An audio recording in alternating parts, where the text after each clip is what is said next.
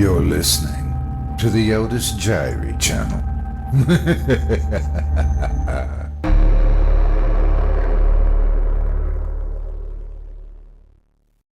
The Signalman by Charles Dickens, narrated by Otis Jiry. Hello? Below there? When he heard a voice thus calling to him, he was standing at the door of his box with a flag in his hand, furled round its short pole. One would have thought, considering the nature of the ground, that he could not have doubted from what quarter the voice came, but instead of looking up to where I stood on top of the steep cutting nearly over his head, he turned himself about and looked down the line. There was something remarkable in his manner of doing so, though I could not have said for my life what. But I know it was remarkable enough to attract my notice, even though his figure was foreshortened and shadowed, down in the deep trench, and mine was high above him, so steeped in the glow of an angry sunset that I had shaded my eyes with my hand before I saw him at all. "Hello? Below?" From looking down the line, he turned himself about again, and, raising his eyes, saw my figure high above him. "Is there any path by which I can come down and speak to you?" He looked at me without replying, and I looked down at him without pressing him too soon with a repetition of my idle question. Just then there came a vague vibration in the earth and in air, quickly changing into a violent pulsation and an oncoming rush that caused me to start back as though it had forced me to draw me down. When such a vapor as rose to my height from this rapid train had passed me, and was skimming away over the landscape, I looked down again and saw him refurling the flag he had shown while the train went by. I repeated my inquiry. After a pause, during which he seemed to regard me with fixed attention, he motioned with his rolled-up flag towards a point on my level, some 200 or 300 yards distant. I called down to him, "All right," and made for that point. There, by dint of looking closely about me, I found a rough zigzag descending path notched out, which I followed. The cutting was extremely deep and unusually precipitate. It was made through a clammy stone that became oozier and wetter as I went down. For these reasons, I found the way long enough to give me time to recall a singular air of reluctance or compulsion with which he had pointed out the path. When I came down low enough upon the zigzag descent to see him again, I saw that he was standing between the rails on the way by which the train had lately passed, in an attitude as if he were waiting for me to appear. He had his left hand at his chin, and that left elbow rested on his right hand, crossed over his breast. His attitude was one of such expectation and watchfulness that I stopped a moment, wondering at it. I resumed my downward way, and stepping out upon the level of the railroad and drawing nearer to him, saw that he was a dark, sallow man with a dark beard and rather heavy eyebrows. His post was in as solitary and dismal a place as I ever saw. On either side, a dripping, wet wall of jagged stone, excluding all view but a strip of sky. The perspective, one way, only a crooked prolongation of this great dungeon. The shorter perspective, in the other direction, terminating in a gloomy red light, and the gloomier entrance to a black tunnel, in whose massive architecture there was a barbarous, depressing, and forbidding air.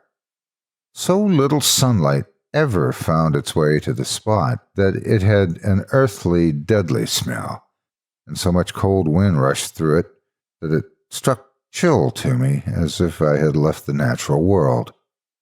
Before he stirred, I was near enough to him to have touched him. Not even then, removing his eyes from mine, he stepped back one step and lifted his hand. This was a lonesome post to occupy, I said, and it had riveted my attention when I looked down from up yonder. A visitor was a rarity, I should suppose, not an unwelcome rarity, I hoped. In me, he merely saw a man who had been shut up within narrow limits all his life, and who, being at last set free, had a newly awakened interest in these great works.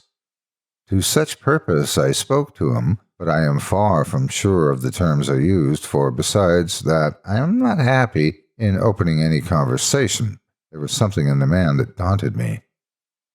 He directed a most curious look toward the red light near the tunnel's mouth, and looked all about it as if something were missing from it, then looked at me. That light was part of his charge, was it not? He answered in a low voice, "Don't you know it is?" The monstrous thought came into my mind as I pursued the fixed eyes and the saturnine face, that this was a spirit, not a man. I have speculated since whether there may have been infection in his mind. In my turn I stepped back, but in making the action, I detected in his eyes some latent fear of me. This put the monstrous thought to flight. "You look at me," I said, forcing a smile, "as if you had a dread of me." "I was doubtful," he returned, "whether I had seen you before." "Where?" He pointed to the red light he had looked at. "There?" I said. Intently watchful of me, he replied, but without sound, "Yes."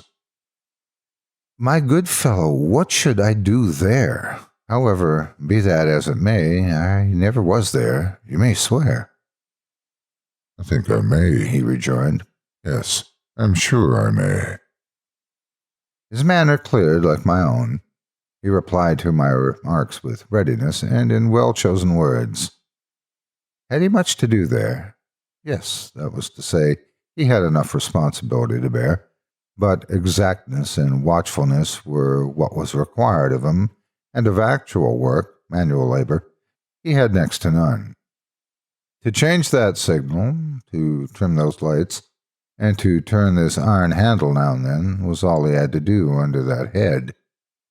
Regarding those many long and lonely hours of which I seemed to make so much, he could only say that the routine of his life had shaped itself into that form, and he had grown used to it. He had taught himself a language down here, if only to know it by sight, and to have formed his own crude ideas of its pronunciation could be called learning it.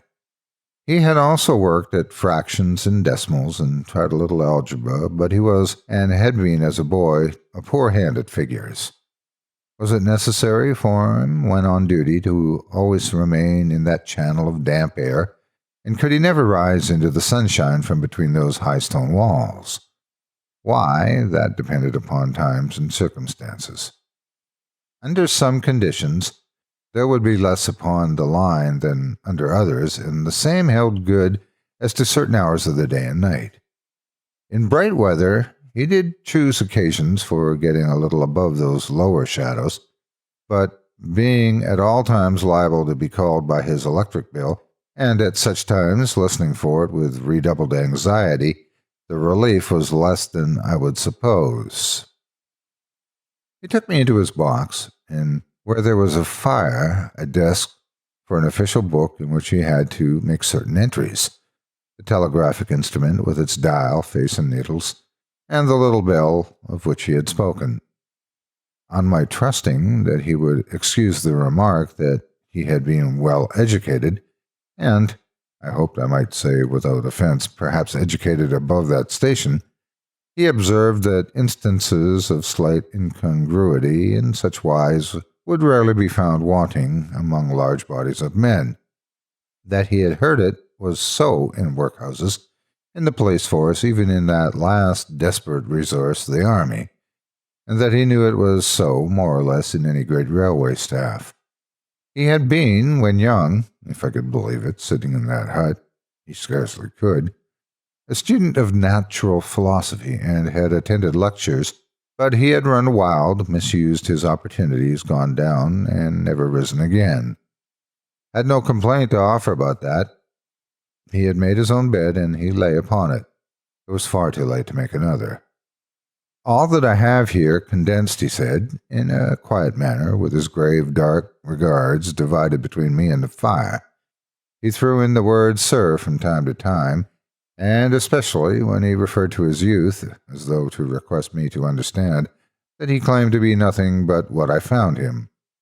He was several times interrupted by the little bell and had to read off messages and send replies. Once he had to stand without the door and display a flag as a train passed and make some verbal communication to the driver. In the discharge of his duties, I observed him to be remarkably exact and vigilant, breaking off his discourse at a syllable and remaining silent until he had had to do what was done.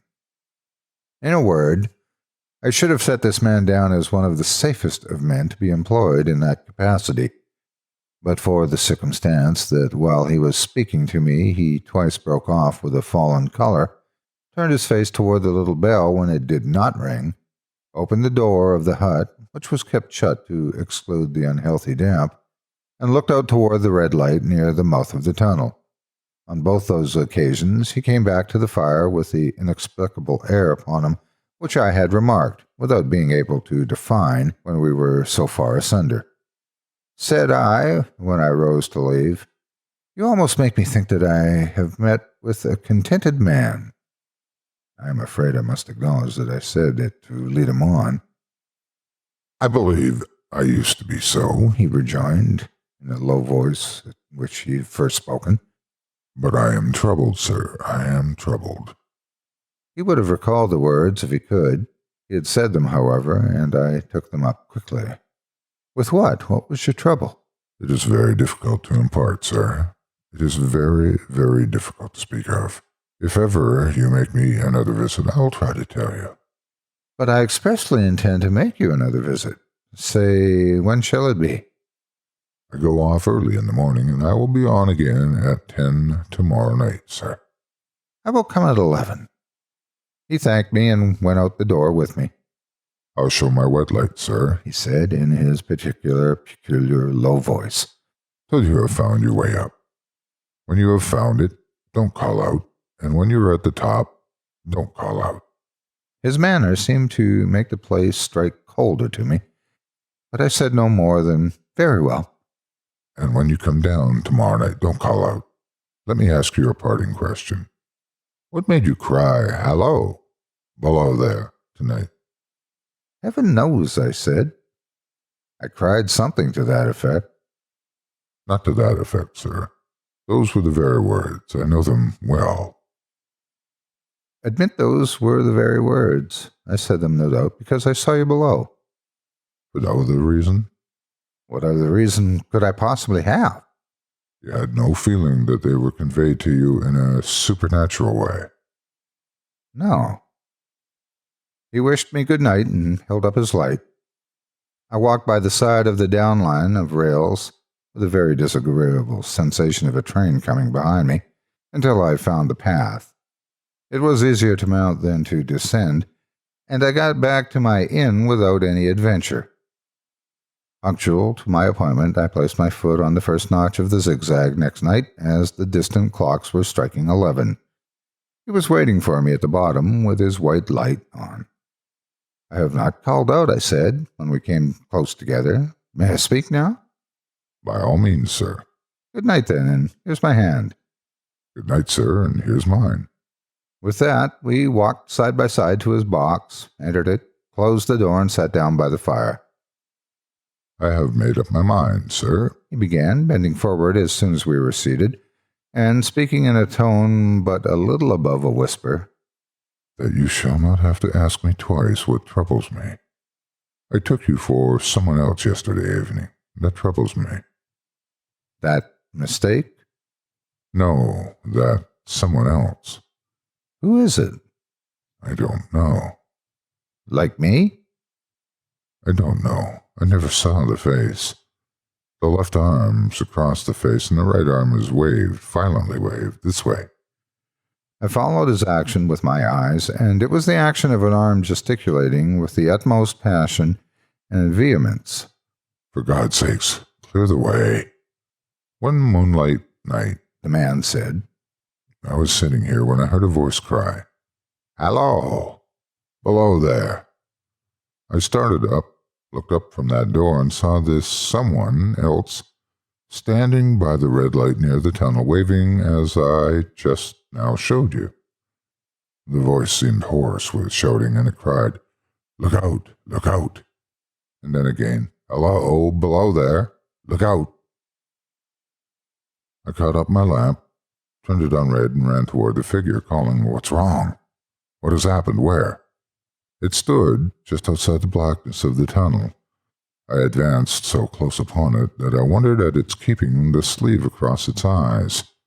I ran right up to it and had my hand stretched out to pull the sleeve away when it was gone. "Into the tunnel?" said I. No, I ran out again faster than I had run in, for I had a mortal abhorrence of the place upon me, and I looked all around the red light with my own red light, and when I went up the iron ladder to the gallery atop of it, and I came down again and ran back here. I telegraphed both ways. "An alarm has been given. Is anything wrong?" The answer came back both ways. "All well." Resisting the slow touch of a frozen finger tracing out of my spine, I showed him how that this figure must be a deception of his sense of sight, and how that figures, originating in disease of delicate nerves that minister to the functions of the eye, were known to have often troubled patients, some of whom had become conscious of the nature of their affliction, and had even proved it by experiments upon themselves. "As to an imaginary cry," said I, "but do but listen for a moment to the wind in this unnatural valley while we speak so low, and to the wild harp it makes of the telegraph wires." "That was all very well," he returned, after we had sat listening for a while, and he ought to know something of the wind and the wires, he who so often passed long winter nights there, alone and watching. But he would beg to remark that he had not finished. I asked his pardon, and he slowly added these words, touching my arm. "Within 6 hours of the appearance, the memorable accident on this line happened, and within 10 hours the dead and wounded were brought along the tunnel over the spot where the figure had stood." A disagreeable shudder crept over me, but I did my best against it. It was not to be denied, I rejoined, that this was a remarkable coincidence, calculated deeply to impress his mind. But it was unquestionable that remarkable coincidences did continually occur, and they must be taken into account in dealing with such a subject.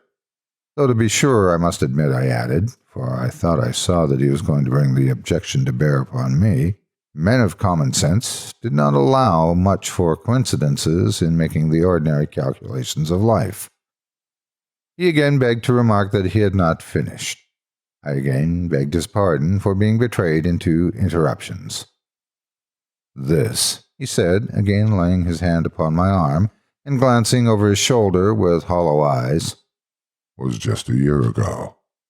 6 or 7 months passed, and I had recovered from the surprise and shock, when one morning, as the day was breaking, I, standing at the door, looked towards the red light and saw the spectre again." He stopped with a fixed look at me. "Did it cry out?" "No." "It was silent." "Did it wave its arm?" "No." It leaned against the shaft of the light with both hands before the face, like this. Once more I followed his action with my eyes. It was an action of mourning. I have seen such an attitude in stone figures on tombs. "Did you go up to it?"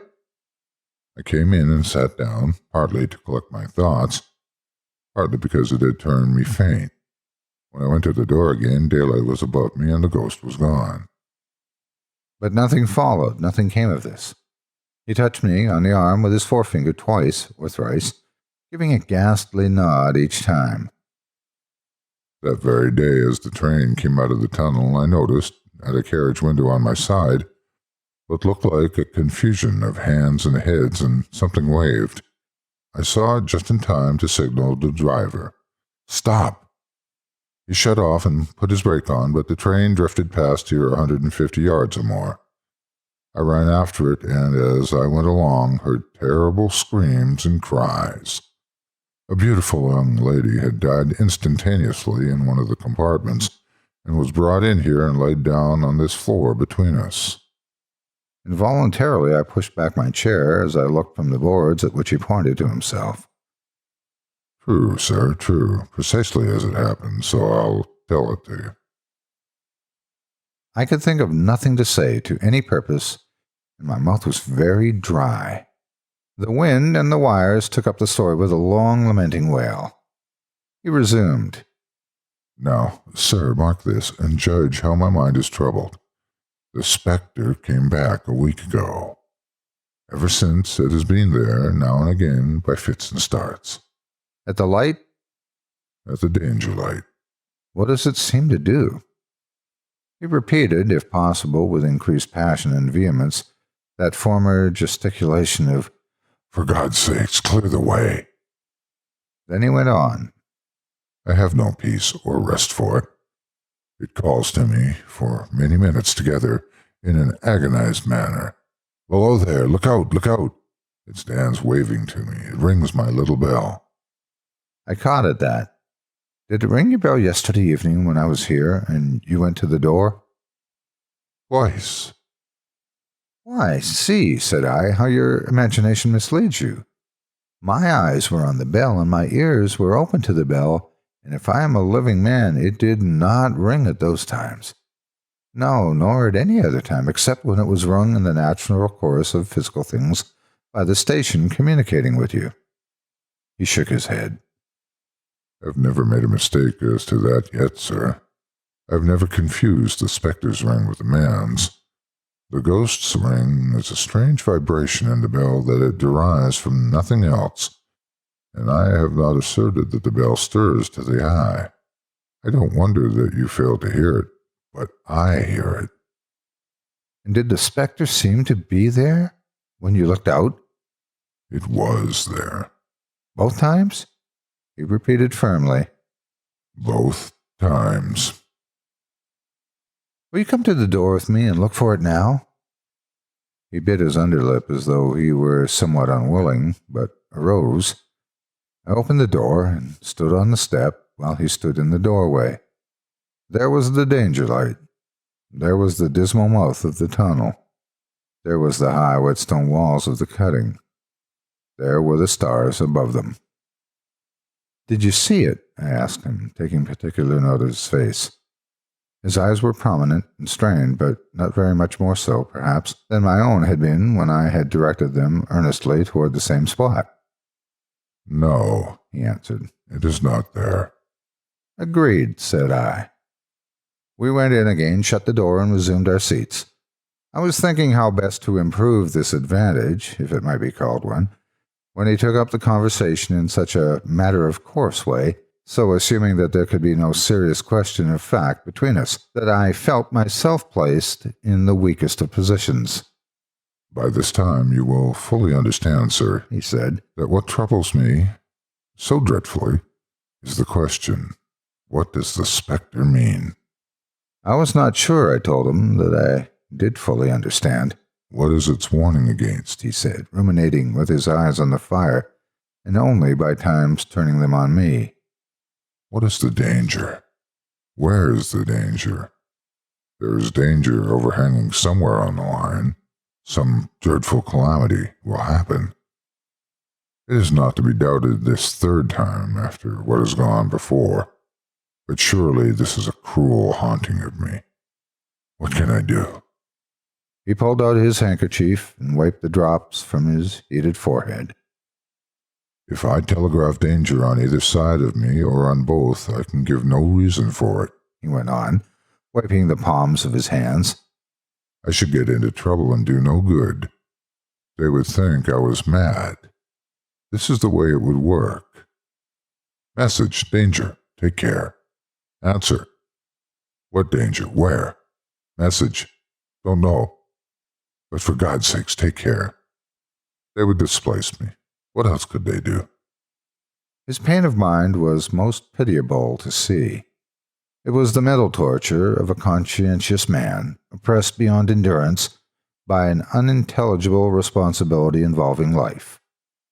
When it first stood under the danger light, he went on, putting his dark hair back from his head and drawing his hands outward across his temples in an extremity of feverish distress. Why not tell me where that accident was to happen, If it must happen, why not tell me how it could be averted, if it could be averted? When on its second coming it hid in its face, why not tell me instead, she is going to die. Let them keep her at home.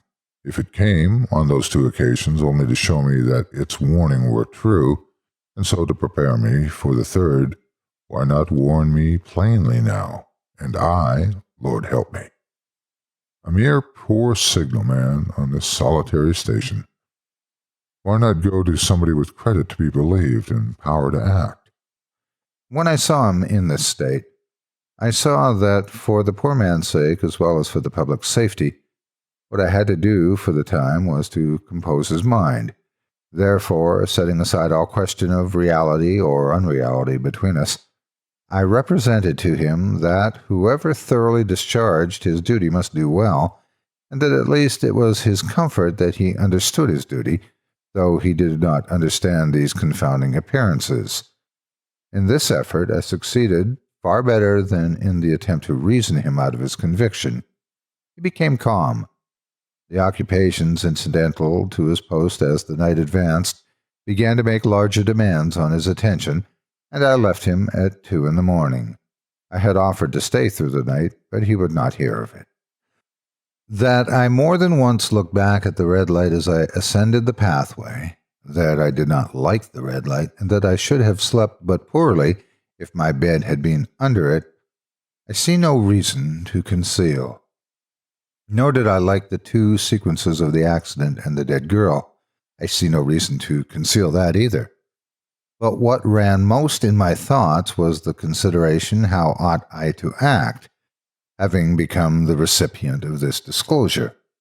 I had proved the man to be intelligent, vigilant, painstaking, and exact, but how long might he remain so in his state of mind?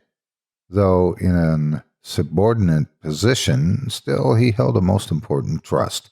And would I, for instance, like to stake my own life on the chances of his continuing to execute it with precision? Unable to overcome a feeling that there would be something treacherous in my communicating what he had told me to his superiors in the company, without first being plain with himself and proposing a middle course to him, I ultimately resolved to offer to accompany him, otherwise keeping his secret for the present, to the wisest medical practitioner we could hear of in those parts, and to take his opinion. A change in his time of duty would have come round next night, he apprised me, and he would be off an hour or 2 after sunrise, and on again soon after sunset. I had appointed to return accordingly. Next evening was a lovely evening, and I walked out early to enjoy it. The sun was not quite yet down when I traversed the field path near the top of the deep cutting. I would extend my walk for an hour, I said to myself, half an hour on, half an hour back, and it would then be time to go to my signalman's box. Before pursuing my stroll, I stepped to the brink and mechanically looked down from the point from which I had first seen him. I cannot describe the thrill that seized upon me when, close at the mouth of the tunnel, I saw the appearance of a man with his left sleeve across his eyes, passionately waving his right arm. The nameless horror that oppressed me passed in a moment, for in a moment I saw that this appearance of a man was a man indeed, and that there was a little group of other men standing at a short distance, to whom he seemed to be rehearsing the gesture he made. The danger light had not yet lighted. Against its shaft, a little low hut, entirely new to me, had been made of some wooden supports and tarpaulin. It looked no bigger than a bed. With an irresistible sense that something was wrong, with a flashing self-reproachful fear that fatal mischief had come of my leaving the man there and causing no one to be sent to overlook or correct what he did, I descended the path with all the speed I could make. "What's the matter?" I asked the man. "Signalman killed this morning, sir." "Not the man belonging to that box?" "Yes, sir." "Not the man I know?" "You will recognize him, sir, if you knew him," said the man who spoke for the others, solemnly covering his own head and raising an end of the tarpaulin, for his face is quite composed. "Oh, How did this happen? How did this happen? I asked, turning from one to another as the hut closed in again. He was cut down by an engine, sir. No man in England knew his work better, but somehow he was not clear of the outer rail. It was just at broad day. He had struck the light and had the lamp in his hand. As the engine came out of the tunnel, his back was towards her, and she cut him down. That man drove her and was showing how it happened. Show the gentleman, Tom. The man, who wore a rough, dark dress, stepped back to his former place at the mouth of the tunnel. Coming round the curve in the tunnel, sir, he said. I saw him at the end, like as if I saw him down a perspective glass. There was no time to check speed, and I knew him to be very careful. As he didn't seem to take heed of the whistle, I shut it off when we were running down upon him, and called to him as loud as I could. What did you say? I said, below there. Look out, look out. For God's sakes, clear the way. I started. Ah, it was a dreadful time, sir. I never left off calling to him. I put this arm before my eyes not to see, and I waved this arm to the last, but it was no use. Without prolonging the narrative to dwell on any one of its curious circumstances more than on any other, I may, in closing it, point out the coincidence that the warning of the engine driver included not only the words which the unfortunate signalman had repeated to me as haunting him, but also the words which I myself, not he, had attached, and that only in my own mind, to the gesticulation he had imitated.